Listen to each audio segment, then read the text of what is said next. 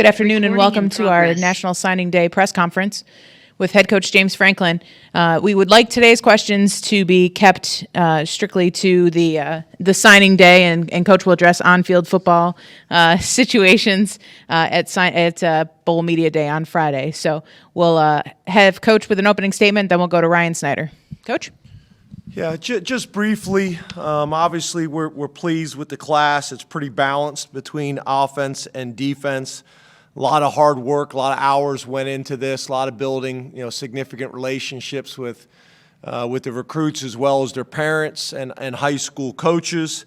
I'm pretty proud, for 12 years we've had, for the most part, very little drama on signing day. The relationships and the kids that we have developed and the process we have, it's been pretty smooth from that perspective. So I'm pleased with that.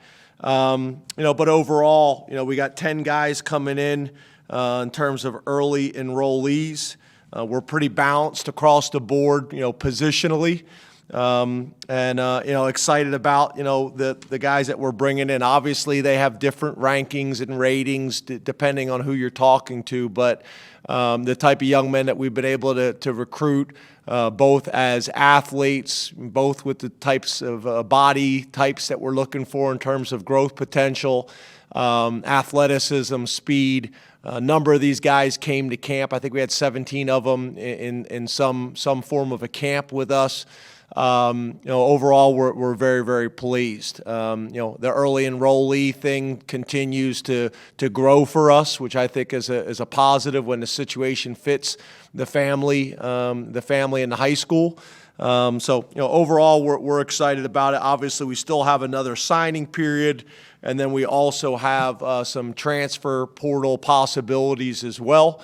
But that's kind of where we're at. So appreciate you guys jumping on and covering Penn State football. Look forward to answering questions, hopefully about the recruiting process and signing day. Start with Ryan Snyder from Blue White Illustrated, then Mark Brennan.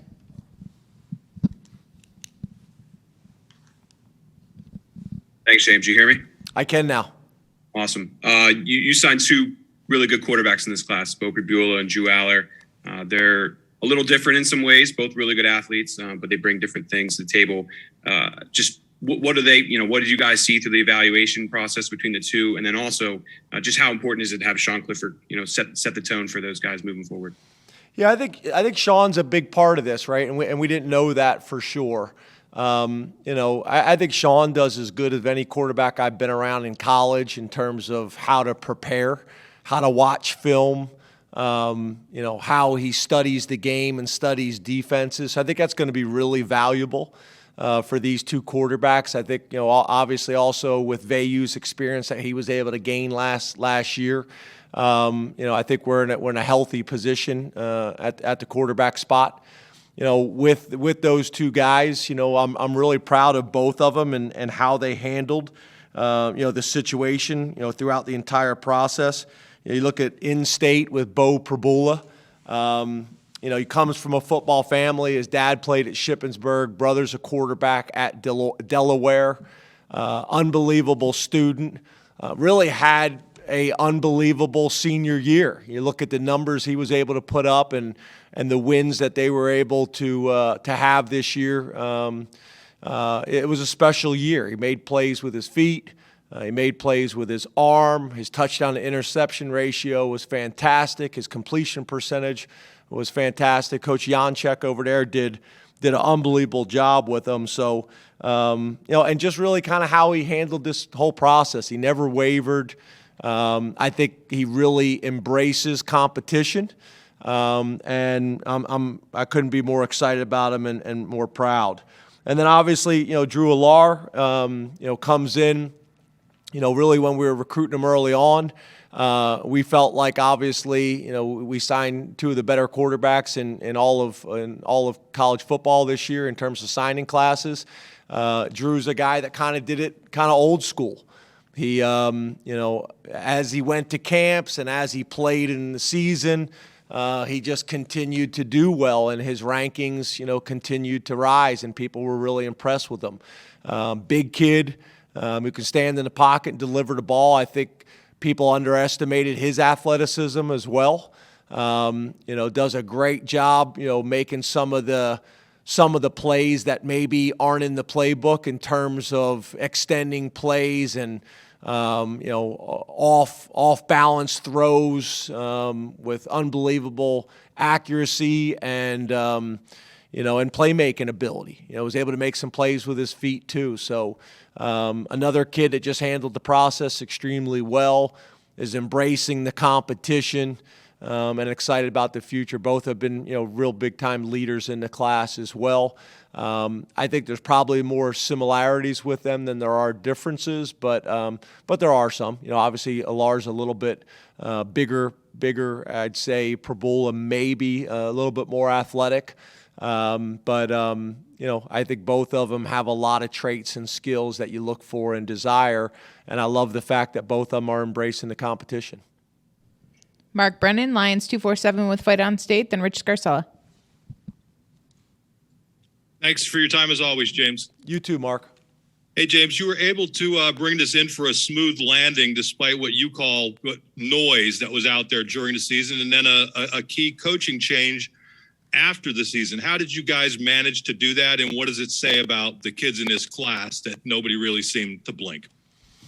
Well, I think for the first thing, Mark, as you know, and I tried to communicate with you guys and be as transparent as I could, the whole time is there was a lot of communication going on, with our current team. There was a lot of communication going on with the recruits and parents, so they, I think, felt informed and weren't shocked by anything. And we were able to, really able to ride that out. A season that saw some unbelievable highs and some challenges as well. And nobody really blinked. So I love the character in this class as much as the athleticism. When you see all types of drama right now in college football and recruiting, we haven't had a whole lot of that. So I'm very appreciative and thankful for that. And then obviously losing Brent Pry, as you guys know, Virginia Tech got a great one. I'm really happy for Brent. Actually, his wife was at our signing day today. She's still part of our family and is here in town. It was great to see her. But losing Brent, both personally and professionally, was a big one. Guy's been with me for 12 years. We've known each other for 30 years. So being able to go out and hire, somebody like Manny Diaz, who has a similar philosophy. We've shared ideas on the defensive side of the ball together for a number of years. So I think that helps. Obviously, a proven defensive coordinator with a successful track record to back it up, and then obviously the head coach experience is going to be valuable as well. So even through that process, I've been communicating with our team as well as recruits coming in that we were going to get somebody really good, but we were also going to get somebody who had similar philosophy, and we've been able to do that. So so far so good. Appreciate it, Mark. Rich Scarcella, Reading Eagle, and then Ben Jones. Good afternoon, James. How are you? Good, Rich. How are you, buddy? I'm great, thank you. You knew this was coming. I got to ask you about Nick Singleton, Katron coming in. What do you like most about those two running backs? Is there potential for them to be on the field next year? Yeah, really every guy we recruit with the mentality that they're going to come in and play. Obviously, the higher they're regarded, the fact that he's coming in at mid-semester, both of these guys, they help with that. They still got to go out and earn the job and things like that. But obviously, both of them have a really impressive background, and obviously being here at mid-semester, those things help. So, we'll see how that plays out. It's interesting because it's like, you look at Katron and it has a different style. He's a physical guy. He's going to punish you. Has been as big as 225 pounds. I think he's about 215 right now, but has been as big as 225 pounds. But it's funny because people talk about like it's almost like thunder and lightning, and that Nick is like this undersized scat back. I mean, Nick's 215 pounds, and has the ability to go 80. Obviously, both of them, I don't know if there's a better, running back class signed in the country.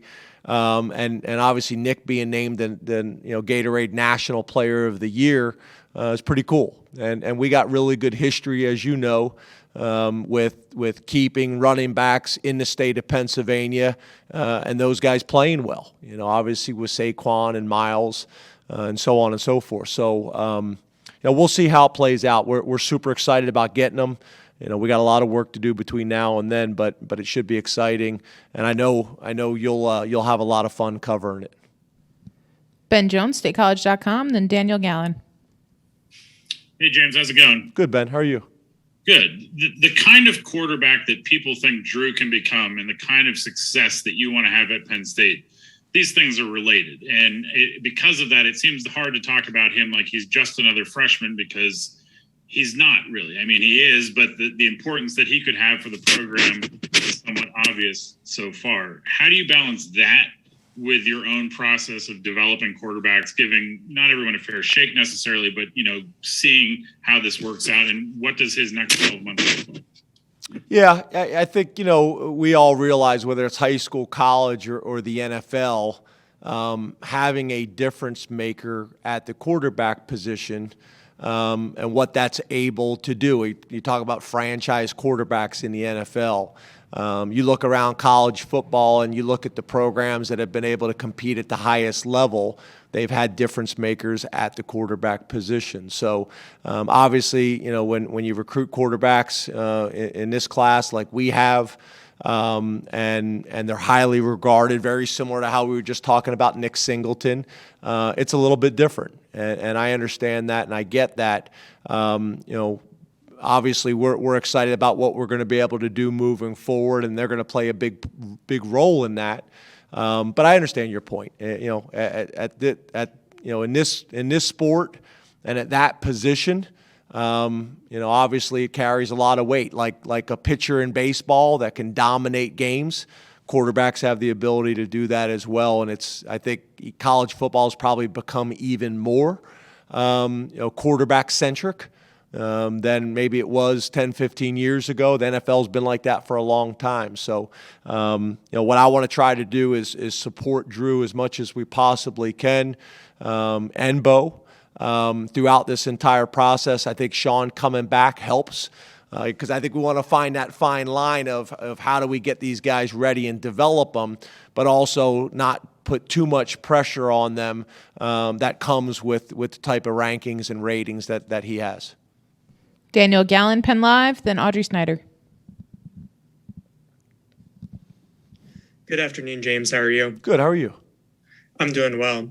Looking through at least one site's rankings, this is the most, highly ranked guys from the state of Pennsylvania that you've been able to get on signing day in a couple of years, I think dating back to around 2018. What do you make of your approach to in-state recruiting this year, and how, just what do you think about your guys' ability to get this many guys to stay home in this class? Yeah, I think it's a couple things. I think when you're signing a little bit of a bigger class, that allows you to maybe offer and get involved with guys earlier. I think you also have to look at it. It's really about percentage, right? And I think you have to look, what were the number of 4 and 5 star recruits in some of those other years coming out of the state as well. You look at the Northeast in general. We've talked about this before. The population has gone down. The number of Division I recruits has gone down, really in the Northeast. But it's something from my very first press conference when I walked in here was about keeping the best players in the state of Pennsylvania home. We've worked very hard at that. And this year, really showed that. I think obviously when we knew we were going to sign a class of around 25, that helps. That helps when you have a smaller class, and you can't throw out as many offers just based on your numbers, what you're going to take. That impacts it as well, or whether it's a position of need. All those things kind of factor into it. So we're very pleased with the success that we had, this year in the state of Pennsylvania. The state of Pennsylvania is always going to be a priority for us with the high school coaches and the prospects that we have here. We got to do great in the region as well. And then I think this class, we've also done a pretty good job of going out national and getting some high-profile players from out of our normal footprint too, which has been great. So, I think this is this is really kind of how we would like to build it every single year. And I think it's a good spread by position and offense and defense as well. Audrey Snyder, The Athletic, then Tyler Donahue. Hey, James. Good afternoon. Good. How are you, Audrey? I'm good, thank you. You guys introduced Flowers and Driver today, both as defensive backs. I guess why do you feel that way for both of those guys right now? And what kind of versatility do those two bring in particular? Yeah, and I would say this for a lot of our guys. We talked about this. We want to recruit as many guys as we possibly can that you look at and you say, you know what? I think these guys could play either side of the ball. The guys that we're recruiting should have that type of ability. I think the more DBs that we can recruit that have wide receiver skill sets, the better we're going to be, creating turnovers and big plays on the defensive side of the ball. The more wideouts that we can recruit that have a defensive mindset and mentality and are physical and tough, the better we're going to be. You look at Kaden Saunders. I think you could make an argument he could play corner here. I think with the two guys that you just talked about, Mackay and who was the other one you mentioned? I'm sorry. Mackay and Driver, excuse me. I think you can make arguments both ways, and we've had conversations with both of them about that. There's still flexibility there that exists, and you never know what the future holds. But we just feel like that side of the ball, we initially offered Driver as a defensive back. Then he felt like he wanted to play wide out. And then, about halfway through the season, texted and said, hey, I'll trust the coaches, and I'm open to playing anything and would be excited about playing defensive back. And then Mackay, we've had an opportunity to see him in 7-on-7 and some camps as well. It's interesting at the home visit last week. Sat down with mom and dad asked the same question. So, we want as many defensive backs with ball skills and length as we possibly can find, and I think these two guys fit those characteristics perfectly. So, excited about their future and what they're going to do. But I think you could see those guys doing other things too, returning kicks, returning punts, and maybe even playing some wide receiver down the road too. Tyler Donahue, Lions 247. Elton Hayes is next. Hey, James. Happy signing day. You as well, Tyler. If I could bring up Kaden Saunders, who you just mentioned there. He committed to you really early on in the process, ended up getting a lot of interest across the country and shut it down with you before visits took place. What did his loyalty mean to this class, and ultimately what kind of a receiver playmaker are you getting in Kaden? Yeah, I think he was the first commitment in the class. We talked about that today over Zoom with the family. Mom, dad, grandparents, have been phenomenal. And he was a leader in the class early on.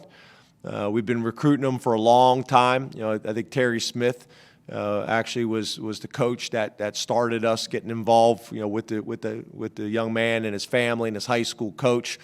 And then they committed and never wavered, and did a great job recruiting other guys, to come with them. Obviously blew up when he got on the camp scene, came to one of our camps and dominated that as well. And mom and dad have been phenomenal. We had a great home visit last week. Just tremendous character, tremendous playmaking ability. Kind of reminds me of a combination between maybe KJ and Jahan. Jahan did a great job today, talking to him over Zoom at the signing day ceremony and talking about how he wants him to come in and have a great career here and break all of his records. So, from a cultural standpoint, it was great to see Jahan do that. And I know he's really excited about coming in. Caden's really excited about coming in. Obviously, coming in at mid-semester, that helps too. Elton Hayes, CNHI, Pennsylvania, then Joe Giuliano. Hey, James, how are you doing? Hey, Elton, how are you, buddy? I'm doing well, thank you. Hey, James, you mentioned going outside of the footprint nationally to get some players this cycle. One of those places was Texas, bringing in two guys in Christian and Omari. How significant is it to have a presence in a state that is so, talented as Texas when it comes to producing athletes? Yeah, I think it's really important. We kind of talked about that. You talk about the number of 4- and 5-star recruits, in our state as well as surrounding states, and then you compare that to states like Texas, Florida, California, Georgia, the number of 4- and 5-star recruits there, and the opportunity to be able to kind of spread our wings and get into some of these areas, I think is really important. Really two very different situations.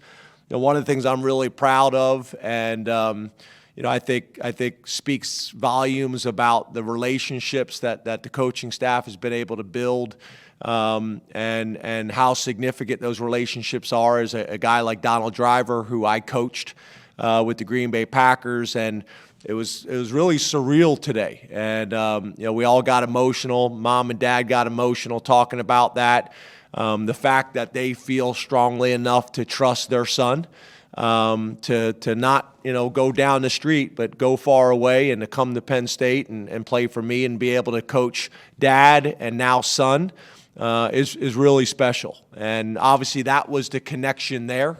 That we were able to get involved in that process very early on. We had to work on Mom. Mom wanted them a little bit closer to home and at some schools that you would be familiar with. But once we were able to get them all on campus, I think everybody felt like it made sense. And then obviously, the other one that we're talking about in Omari, that was a very different situation. We feel like we needed to have a really strong recruiting class at the wide receiver position and get some speed and some size in here. And Omari was playing quarterback, so you really didn't get to evaluate him as a wide receiver. And he came to camp and had one of the more impressive workouts that we've seen in terms of his 40, in terms of his broad jump, vertical jump, triple broad, pro agility, and caught the ball extremely well. Did not drop a ball in our workout. And, it's interesting because he's playing out of position in high school. I don't think people understand what we got there. But based on the in-person workout we had, special. So that was a different situation. Here's a young man that really came to work out for us outside of the footprint. There was no real connections there. The only thing is he lives with Mom in Texas, but his father, who was involved in the process, does live in Ohio.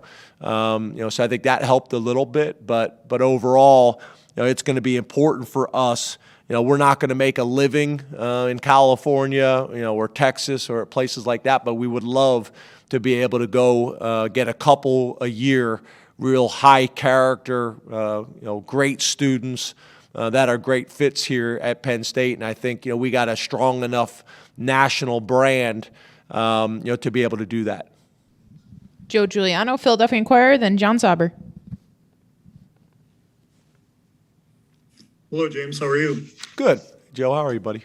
Good, thank you. It's been a few years since I've been able to ask you about kids from the city of Philadelphia signing with you guys.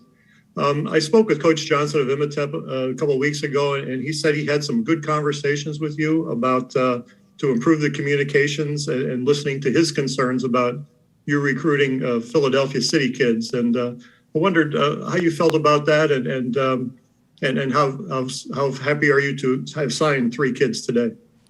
Yeah, it's always been something that's been really important to us. I think one of the things we did, which has helped, is we moved Terry Smith there. Obviously Terry was handling Western PA.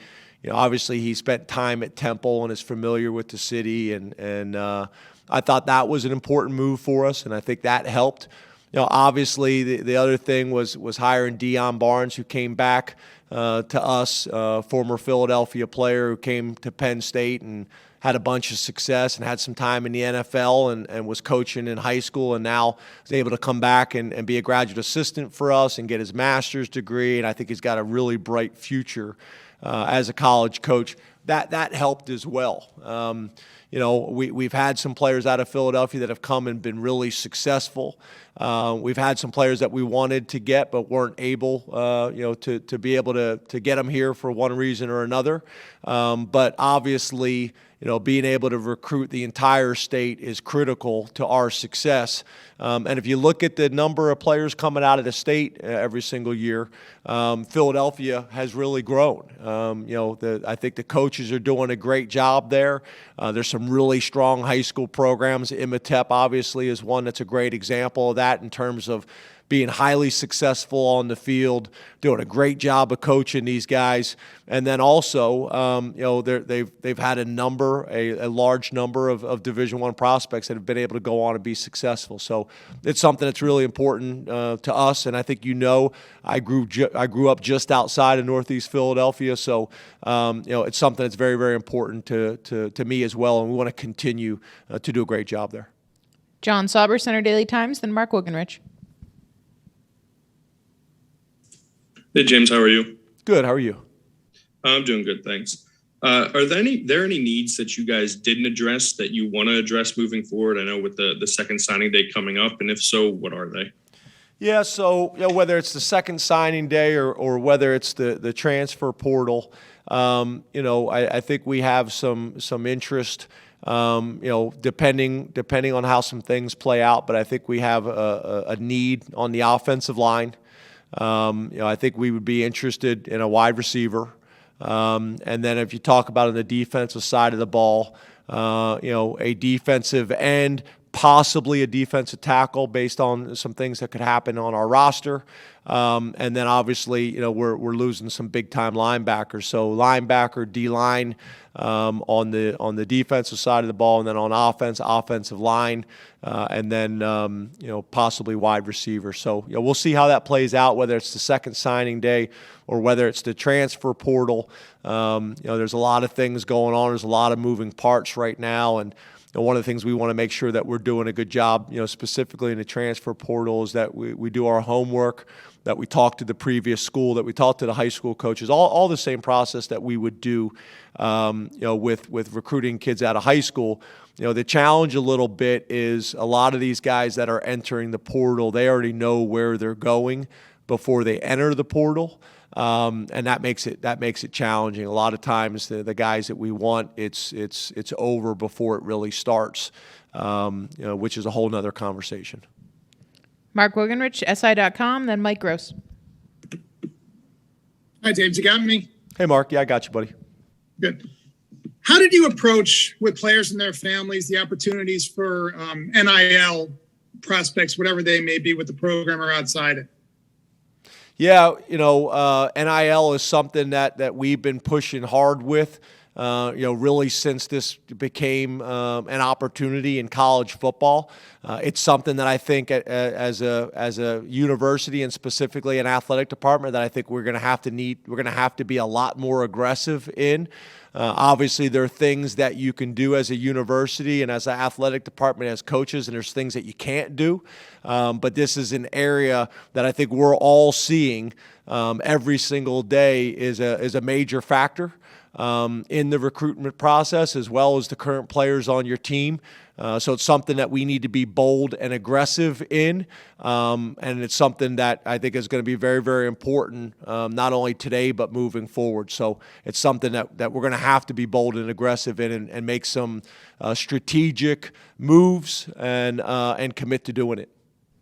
We have time for two more questions. Mike Gross, LMP Newspapers, and then Greg Pickle.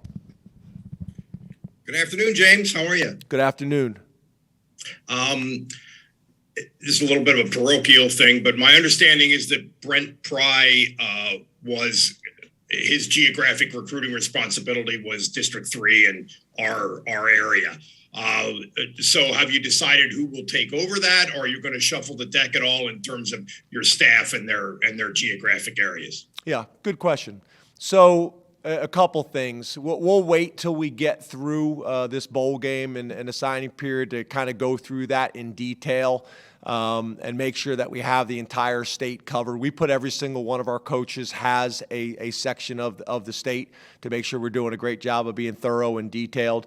On top of that, we recruit by position as well.